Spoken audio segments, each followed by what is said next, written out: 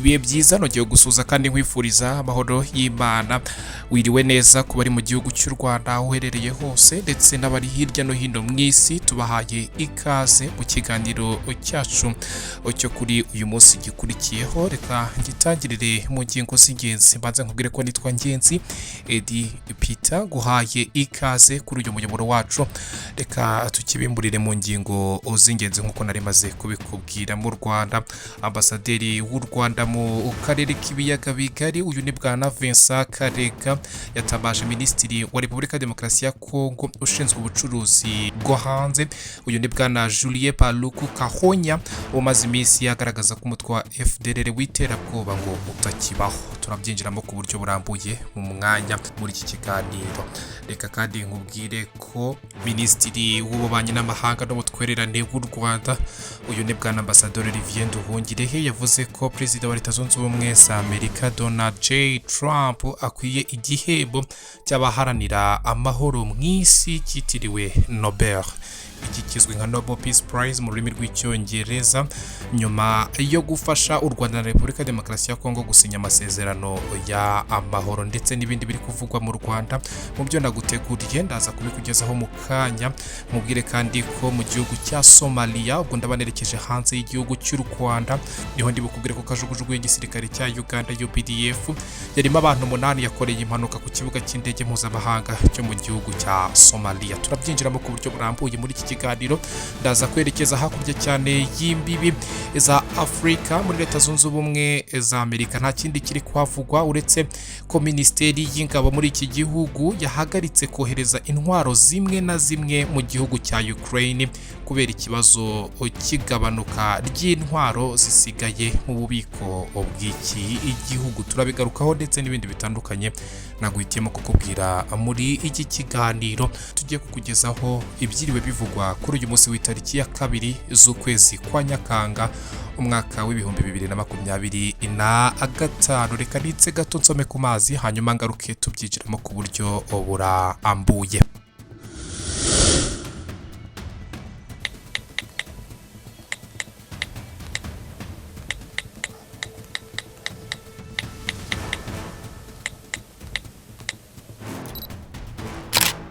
Ambasaderi w'u Rwanda mu karere k'ibiyaga bigari, uyu ni bwana Vincent Karega, yatamaje minisitiri wa Repubulika ya Demokarasi ya Kongo ushinzwe ubucuruzi bwo hanze Julien Paluku Kahonya, umaze iminsi agaragaza ko umutwe w'iterabwoba wa Fdrl ngo utakibaho. Hari tariki ya 27 z'ukwezi kwa Kamena uyu mwaka, n'ukwezi twashoje, u Rwanda na Repubulika ya Demokarasi ya Kongo byasinyanye bigirana amasezerano y'amahoro bibifashijwemo na Leta Zunze Ubumwe za Amerika. Mu ngingo zikubiyemo harimo gusenya Fdrl, gukuraho ingamba z'ubwirinzi, gucyura impunzi n'ubufatanye mu rwego rw'ubukungu. Nyuma yaho aya masezerano asinywe, minisitiri Paluku Kahonya yifashishije imbugankoranyambaga agaragaza ko umutwe wa Fdrl ngo utakibaho, ahubwo ko ari ikinyoma cyahimbwe ngo n'igihugu cy'u Rwanda. Ambasaderi Karega yibukije Paluku ko kuva mu mwaka w'ibihumbi 2007 kugeza mu mwaka w'ibihumbi 2019 yabaye guverineri w'intara ya Kivu y'Amajyaruguru ikoreramo abarwanyi b'umutwe wa Fdrl, yabahaye icumbi muri teritwari ya Rucuru na parike ya Virunga. Yagize ati, birasanzwe ko bwana Paluku Kahonya arwanirira Fdrl kuko yayemereye kugenzura igice kinini hagati ya Rucuru na parike ya Virunga. Ambasaderi Vincent Karega kandi yagaragaje ko urwango rwa Paluku rukomoka ku muryango, kuko se wabo witwa Denis Paluku Mutongerwa yagize uruhare rukomeye mu bwicanyi bwakorewe abatutsi b'abanyekongo muri teritwari ya Masisi kuva mu mwaka w'1964 kugeza mu mwaka wakurikiyeho 1965. Uyu Denis Paluku wapfuye mu mwaka w'ibihumbi 2014 nawe yabaye guverineri wa Kivu y'Amajyaruguru kuva mu mwaka w'1965 kugeza mu mwaka w'1960. 2026 kuva uyu mutwe wa Fdrl ugizwe n'abajenosideri by'umwihariko abasize bakoze jenoside mu Rwanda ndetse n'indi mitwe ifite ingengabitekerezo ya jenoside yatangira gukorana n'ingabo z'igihugu cya Repubulika Demokarasi ya Kongo mu bikorwa byo kurwanya ihuriro AFC M23, ubushobozi bwayo bwariyongereye kuko ihabwa ubufasha burimo intwaro, imyitozo ya gisirikare, ibiribwa ndetse n'ubushobozi bw'amafaranga. Umuvugizi w'ingabo z'u Rwanda we yitwa Brigadier General Ronald Rwivanga aherutse gutangariza itangazamakuru ryo mu Rwanda ko Fdrl ifite abarwanyi bari hagati y'ibihumbi 7 ndetse n'ibihumbi 10 kandi ko buri gihe iyo bagabweho ibitero bivanga mu baturage bo muri iki gihugu cya Repubulika Iharanira Demokarasi ya Kongo. Brigadier General Ronald Rwivanga nuko yabi itangaje yasobanuye ko abarwanyi ba Fdrl bakorera mu ntara ya Kivu y'Amajyaruguru, Kivu y'Amajyepfo no mu ishyamba rya Kibira mu gihugu cy'u Burundi ryegeranye na parike ya Nyungwe. Nk'uko amasezerano y'amahoro abiteganya, leta ya Repubulika Demokarasi ya Kongo isabwa gusenya umutwe wa Fdrl mu gihe kitarenze imisi 90. Mu gihe uyu mutwe uzaba wasenywe nibwo u Rwanda ruzakuraho ingamba zashyizweho z'ubwirinzi kugira ngo rubashe kugira amahoro mu gihe ruturanye n'abaturanyi bameze nk'abo tugarutseho muri iyi inkuru duhereyeho. Reka nkiri muri byo bikorwa bya diplomasi kandi nkubwire ko Minisitiri w'Ububanyi n'Amahanga w'u Rwanda uyu na Ambasaderi Olivier Nduhungirehe yavuze ko Donald J. Trump, perezida wa Leta Zunze Ubumwe za Amerika, ngo akwiye igihembo cy'abaharaniye amahoro mu isi cyitiriwe Nobel mu rurimi rw'icyongereza. Iki gihembo cyitwa Nobel Peace Prize nyuma yo gufasha u Rwanda n'igihugu cya Repubulika Demokarasi ya Kongo gusinya amasezerano y'amahoro. Ibi yabitangaje mu kiganiro cyihariye yagiranye n'ikinyamakuru cyo muri Leta Zunze Ubumwe za Amerika cyitwa Breitbart News.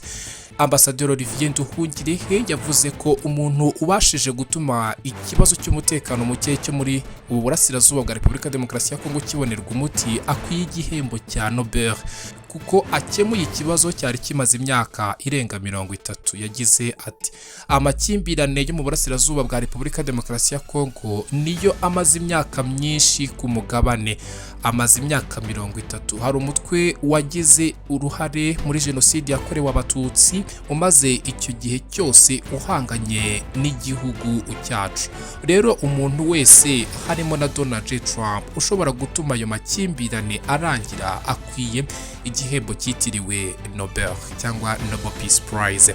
Ku itariki ya 27 z'uku kwezi nibwo Olivier Nduhungirehe na mugenzi we ukora inshingano zimwe nize mu gihugu cya Repubulika Demokarasi ya Kongo, Madame Teresa Kayikwamba Wegna, basinye amasezerano y'amahoro i Washington DC ku murwa mukuru wa Leta Zunze Ubumwe za Amerika. Nyuma yo gusinya aya masezerano, abo bombi bakiriwe n'umukuru w'igihugu cya Leta Zunze Ubumwe za Amerika, Perezida Donald J. Trump, mu biro bye imbere Biro Oval, baganira n'itangazamakuru bishimira iyo ntambwe itewe. Nyuma y'ibyo biganiro, Donald J. Trump yatumiye abayobozi b'ibi bihugu, Perezida wa Repubulika y'u Rwanda Paul Kagame ndetse na Felix Antoine Tshisekedi wa Repubulika Demokarasi ya Kongo mu biganiro bigamije gusinya amasezerano y'imikoranire mu bijyanye n'ubukungu. Ambasaderi Olivier Nduhungirehe agaragaza ko ayo masezerano azaba aje kuzuza ayo basinye y'amahoro, ariko binagaragaza umuhate wa Donald J. Trump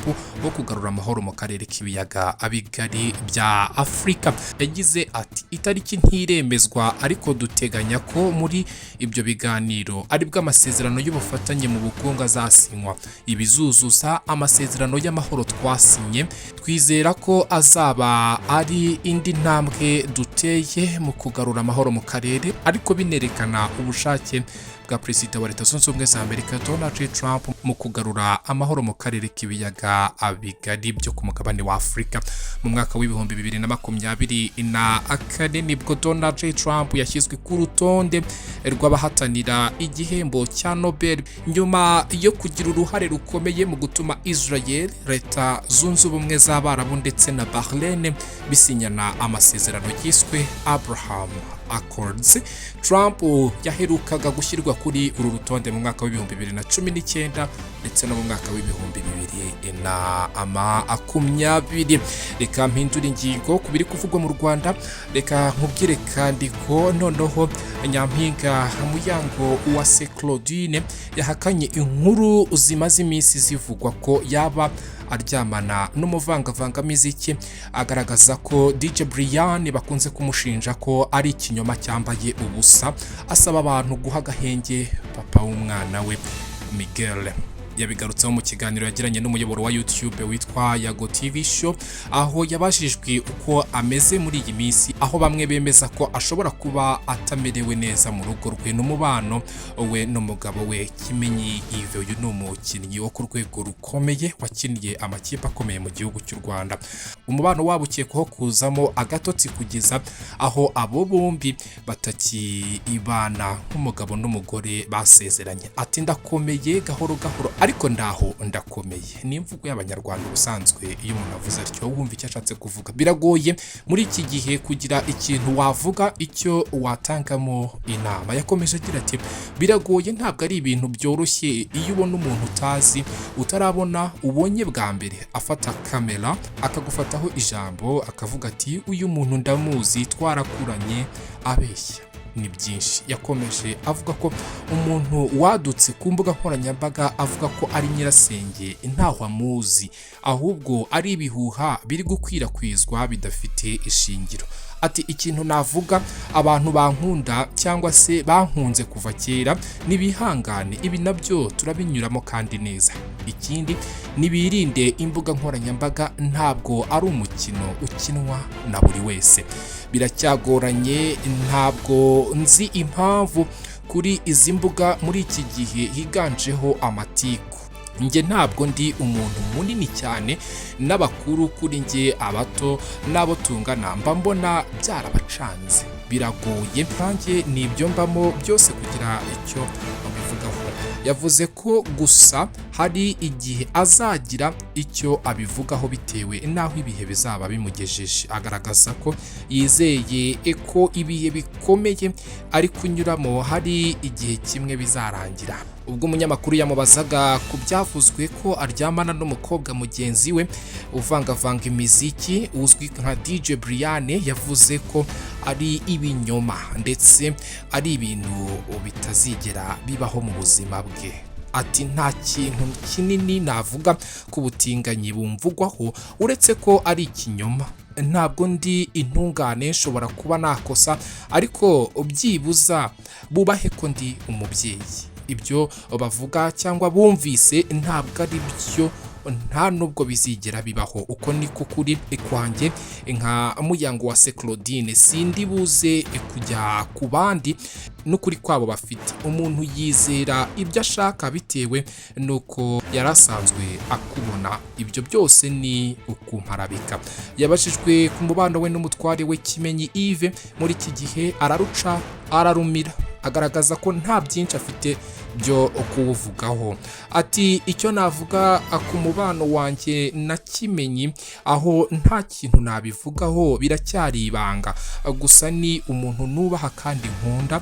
Ikintu cya mbere kiri kumbangamira ni ibintu bijyanye n'umuryango wanjye. Ngiye banyatake nka Muyango Uwase Claudine, ariko bubahe papa w'umwana wanjye, babe bamuhaye amahoro. Yavuze ko nta kintu yavuga ku ntambara yavutse hagati ye n'umukobwa nawe w'ubwiza uba ku mbuga nkoranyambaga kandi uzwi cyane mu Rwanda, Keza Teriski. Gusa agaragaza ko ibiri kuba atari prank, ahubwo ari ibitero yagabweho.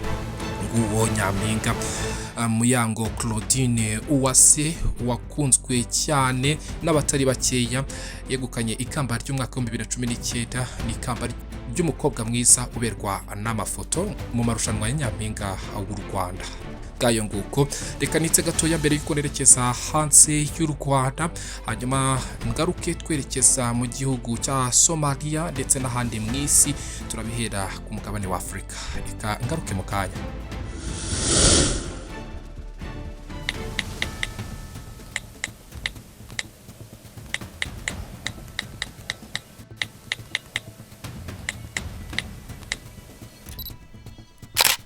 kajugujugu y'igisirikare cya Uganda yarimo abantu 8 yakoreye impanuka ku kibuga mpuzamahanga cy'indege cya Adena Ade giherereye mu mujyi wa Mogadishu mu gihugu cya Somalia. Umuyobozi w'urwego rwa Somalia rushinzwe indege za gisivile Ahmed Malim yasobanuye ko iyi kajugujugu yaguye mu gice cyahariwe indege za gisivile yavaga mu ntara ya Ruracyayirimo.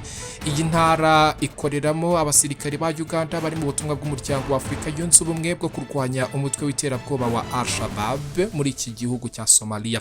Ibinyamakuru byo muri iki gihugu byatangaje ko umwotsi mwinshi wazamutse ahaguye iyi ndege, ariko ngo abashinzwe ubutabazi bagobotse bayizimya itarakongoka. Umwe mu bakorera kuri iki kibuga cy'indege yitwa Fdrl yabwiye ibiro ntaramakuru Reuters by'Abongereza agira ati twumvise ikintu giturika, tubona umwotsi n'umuriro kuri kajugujugu, umwotsi wari wahishe kajugujugu. Ntabwo icyateye iyi mpanuka kiramenyekana, ntibinazwi niba hari abapfuye cyangwa abayikomerekeyemo. Ahmed yavuze ko iperereza ryatangiye kugira ngo hamenyekane amakuru y'ingenzi akenewe kuri iyi impanuka yabaye muri iki gihugu cya Somalia. Reka nerekeze muri Aziya.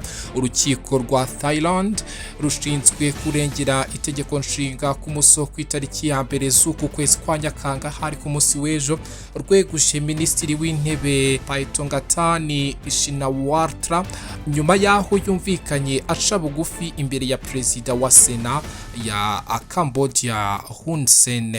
Thailand na Cambodia bihuriye ku mupaka ufite uburebure bwa kilometero 817 umaze imyaka myinshi uteza amakimbirane hagati y'impande zombi yanatutumbyemo imirwano y'abasirikare. Muri Gicurasi yo mu mwaka w'ibihumbi 2025 yuturimo, ingabo z'ibihugu byombi zirinda umupaka zarahanganye by'akanya gato, umusirikare umwe muri Cambodia aricwa nk'uko byasobanuwe na Minisiteri y'Ingabo y'iki igihugu tariki ya 15 z'ukwezi kwa Kamena. Uyu mu minisitiri w'intebe yahamagaye Hun kuri telefone amwita se wabo, anamusobanurira ko abasirikare ba Thailand bitwaye nabi ubwo barasanaga n'aba Cambodia. Uyu mu minisitiri w'intebe w'imyaka 38 y'amavuko yumvikanye abwira uyu mu minisitiri Huni iko abo mu gihugu cye bakomeje kumushyiraho igitutu, amusaba kudaha agaciro bivugwa n'umuyobozi w'ingabo za Thailand zikorera mu majyaruguru y'uburasirazuba. Minisitiri w'intebe wa Thailand kandi yabwiye uyu mu minisitiri Hun ko abaye hari icyo ashaka kugira ngo amakimbirane y'ibihugu byombi ahagarare yakimubwira kuko yiteguye kugikora. Ishyaka Bahumuji Thai riri muri guverinoma y'ubumwe bwa Thailand ryabonye amajwi y'ikiganiro uyu mu minisitiri w'intebe w'igihugu cyabo yagiranye n'uyu mugabo Hun, ryamagana amagambo uyu muyobozi yavuze kuko ngo abangamiye inyungu z'igihugu. Mu rwego rwo kugaragaza ko amagambo ya minisitiri w'intebe afite ubunemere, iri shyaka ryafashe icyemezo cyo kwikura muri guverinoma hasigaramo Thai. Iryuyu umuyobozi abasenateri 36 bandikiye uru rukiko barusaba kweguza uyu mu minisitiri w'intebe kubwo kurenga ku biteganywa n'itegeko nshinga kubera ikiganiro yagiranye na Ahuni ubwo yacaga bugufi ku rwego rwo kugira ngo amahoro aboneke mu bihugu byabo kandi ibihugu bibane neza. Ngayo ngukorera ibyo muri Aziya nabyo bigira ayabyo, ubwo abacamanza rero ngo bo muri uru rukiko bafataga icyemezo cyo kweguza uyu mu minisitiri w'intebe ngo basobanuye ko azaguma muri guverinoma nka minisitiri w'umuco. Ngayo nguko reka nsoreze iki kiganiro mu gihugu cya Leta Zunze Ubumwe za Amerika.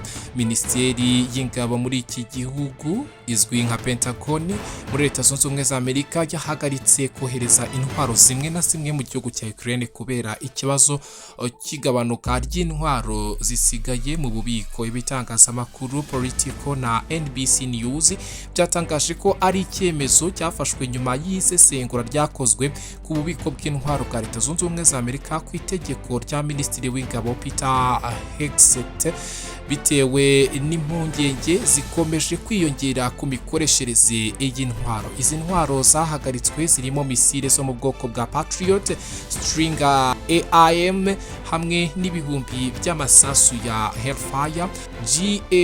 GMRRS America yari yasezeranyije guha Ukraine zimwe muri zo zari zimaze kugezwa i Burayi zahagaritswe. Ni intwaro zari zaratanzwe mu gihe cya President Joe Biden muri gahunda ya Ukraine Security Assistance Initiative USI yo gutumiza intwaro nshya mu nganda zikora ibya gisirikare. Umuvugizi wa White House uyu ni Anna Kelly yavuze ko icyo cyemezo cyari ngombwa kugira ngo Leta Zunze Ubumwe za Amerika ibanze kwita ku nyungu zayo bwite gusa yirinda kugira icyo atangaza. Ati icyemezo cyafashwe hagamijwe gushyira inyungu za Leta Zunze Ubumwe za Amerika ku isonga.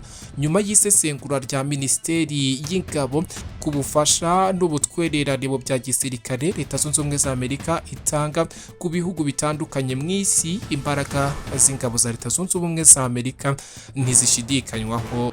Mubaze igihugu cya Iran. Trump aherutse kuvuga ko misile za Patriot zigoye cyane kuboneka kandi ko Leta Zunze Ubumwe za Amerika izikeneye kugira ngo yirinde kimwe na Israel. Icyemezo cyo guhagarika cyangwa gutinza iyi nkunga gishobora gutera impaka z'amategeko nk'uko byabaye mu mwaka wa 2019 ubwo ubutegetsi bwa Donald J. Trump bwahagarikaga inkunga kuri Ukraine, ikintu urwego rw'igihugu rushinzwe kugenzura imikoreshereze y'ingengo y'imari rwavuze ko cyari kinyuranye n'amategeko. Leta Zunze Ubumwe za Amerika iherutse gusinya amasezerano agiha uburenganzira ku mutungo kamere wa Ukraine, ikaba ivuga ko ari uburyo bwiza bwo kuyishyura amafaranga menshi yatakaje kuri iki gihugu mu bihe bya Joe Biden uherutse gusoza manda ye yarimo ayobora akabisikana na Donald J. Trump muri White House kongera kuyobora Leta Zunze Ubumwe za Amerika. Reka nge ngushimire we twabanye muri iki kiganiro. Nitwa Peter, nifurije kugira amahoro n'amahirwe aho uherereye hose mu isi. Reka dusubire mu zindi ngingo z'ibiganiro turi kugutegurira mu bihe biri imbere kuri uyu muyoboro wacu. Ciao ciao, bye. Kefa Advert Producer gukorera advertisement, kwamamaza bivuga kuri business yawe na documentaire zabiza ubuhamya bwawe cyangwa ku cyari cyo cyose ushaka gukoreraho mwijwi ryiza ry'umwimerere bya kinyamwuga. Nyandikira kuri WhatsApp cyangwa umpamagare kuri nimero zikurikira 0782892478. Advertise with me professionally.